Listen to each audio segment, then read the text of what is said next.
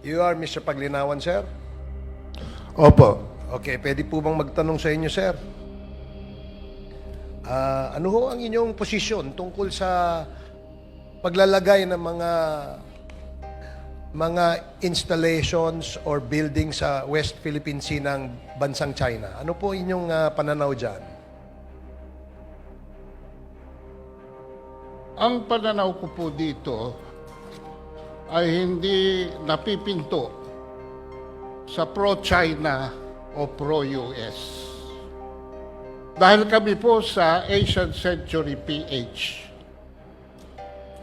With all due respects to the Congresswoman from Bataan, ang aming pong panuntunan, kumukuha kami ng mga aligasyon, pina-fact check namin. At kung may diversion, nagbibigay kami ng sarili naming opinion. Yan po ang proseso na aming sinusundan. Sa pagtatayo po ng mga installation ng China dyan, yan po ay batay sa kanilang pananaw. Maaring mali yan sa ating pananaw, pero sa kanilang pananaw, tama sila. Sige po. Sa inyong pananaw, sino ho may-ari ng West Philippine Sea? Yung tinayuan nila ng installation, Mr. Paglinawan. Unang-una po, kailangan bumalik tayo sa basic definition of terms. Nagbanggit po kayo ng West Philippine Sea. Excuse me po, sir. Yun na lang po, para hindi po humaba. Doon na lang po sa area where the Philippines claims ownership on those islands na tinayuan po ng China, ng kanilang mga installations. Ano hong pananaw niyo doon? Tayo po ba may-ari noon o sila? Wala po tinatayo ang China sa mga instalasyon, sa mga lugar na ating inokupa. Doon ho sa Scarborough Shoal, wala ho ba silang tinayo doon? Unang-una po, mismo sa testimonya ni Mr. Tariela na antas ng pagpapatupad ng batas ay ang customary law. Yan po ay pinagtitibay ng actual occupation, sustained administrative control, and defense if necessary. Magbibigay po ako ng ehemplo. Noong pong 2012, dito po sa, with all due respects, dito po sa inyong privilege speech, sinight ninyo that the occupation of Scarborough Shoal in 2012 marked a significant turning point, with China asserting historic rights as their justification. Isumiti po natin ito sa fact check. Hindi po historic rights ang pinagtitibay ng China sa Scarborough Shoal. Mr. Chair. Ang soberanya po na in-exercise ng China sa Scarborough Shoal Mr. Chair. is out of the fact that we abandoned control after the stand Okay, sige off. po, sir. Teka ho, para ho, medyo lumalawak na tayo kasi sa aking pananaw, I may be wrong. In your case, you may also be wrong. Sabi po ng UNCLOS kasi, yung area yon ay atin.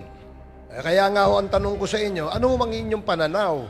Wala po kayong maipapakita Mr. sa Chair. akin Mr. Chair.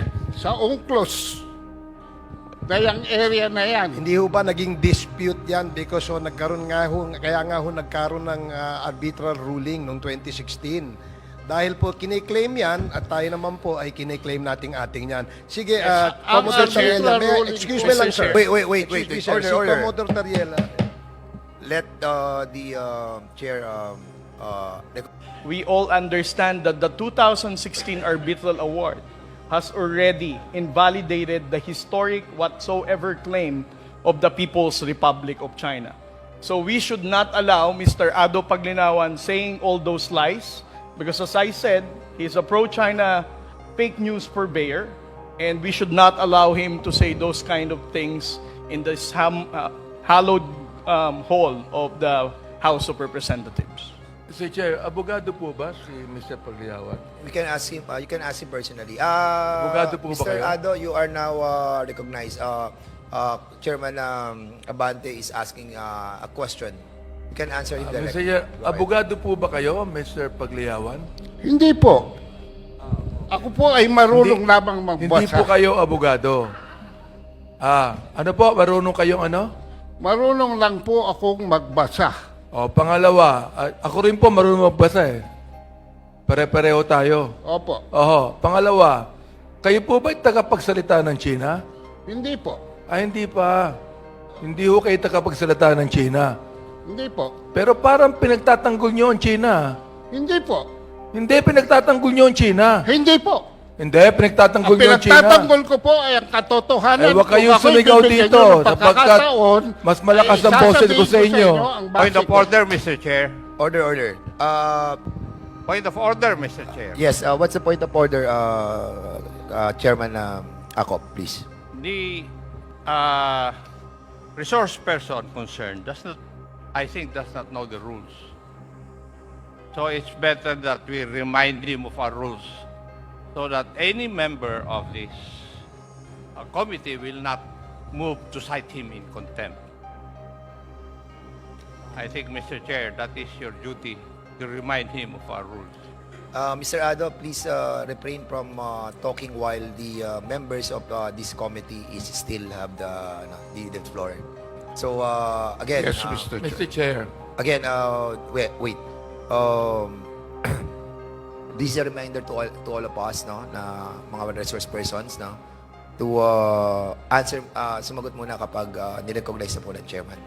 Para meron po tayong kaayusan sa ating pong hearing. Okay, for Mr. now, Chairman, the for last now, time I check, I have the floor. Mr. Chair. But I beg, I will...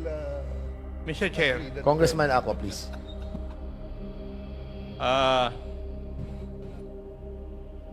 I would like to remind the resource person na kami nga rito, hindi po kami nagsasalita until and unless we are recognized by the chairman. Now, if you're not going to recognize and obey that rule, I'll be compelled to move to cite you in contempt for disrespect. I hope that is understood. Kanina pa ako rito, nakikinig. And if you notice, if I speak, I ask permission from the chair. Why? Because it's the rule. Now, if you are here, you follow the rule. When you are in Rome, do what the Romans do. I hope that is understood. Thank you, Mr. Chair.